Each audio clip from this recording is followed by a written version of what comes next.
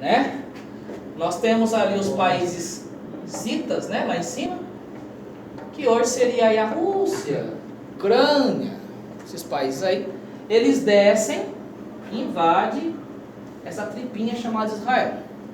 Nessa tripinha chamada Israel tem um país chamado, tem uma cidade chamada Jerusalém. Aqui eu tenho a Europa, que sempre foi inimigo. Esses dois aqui nunca se deram muito bem, certo? Por isso que forma a comunidade europeia. A Europa vem em salvação a Israel. E ao chegar aqui, eles expulsam os citas e os árabes que vêm do sul, os africanos, que são os etíopes, que a gente fala, né? Que lá na Bíblia, e os assur, que vêm do lado de lá do rio Tigre. Os persas também, né? Que eles falam lá, tá tudo aí no texto. Todos esses caras tinham invadido aqui. A Europa vem, a gente acredita que toda vez que cita a Europa, está falando também do Brasil, está falando dos Estados Unidos, porque nós somos chamados de leãozinho. Na Bíblia, a gente aparece como leãozinho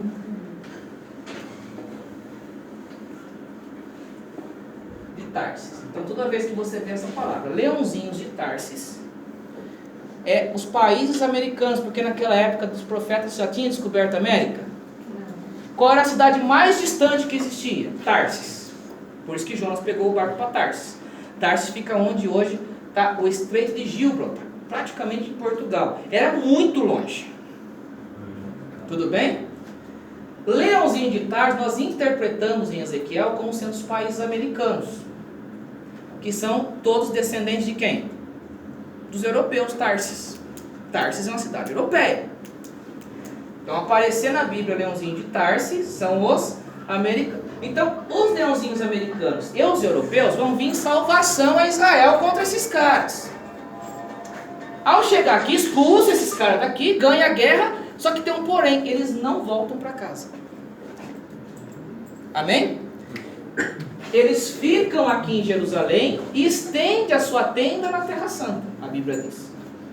Entre o Jordão e o Mar Mediterrâneo, que eles chamam de Mar Grande lá em Ezequiel.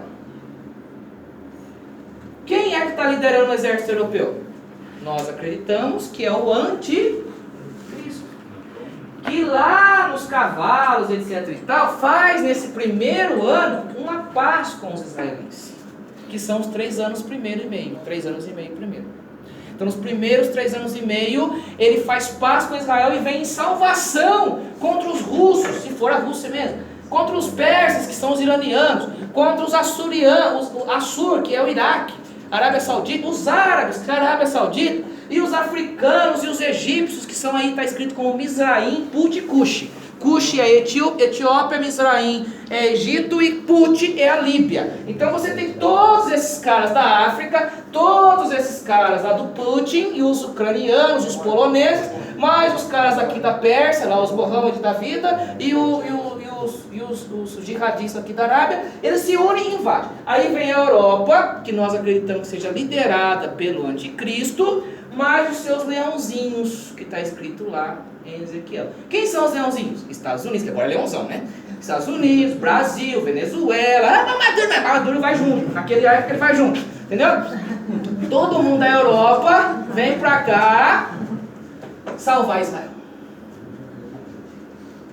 Os irmãos entenderam aqui, ó, geopolítica? Tiro Israel daqui. Tiro esses caras daqui. Só que eu não volto embora pra casa. Fico lá.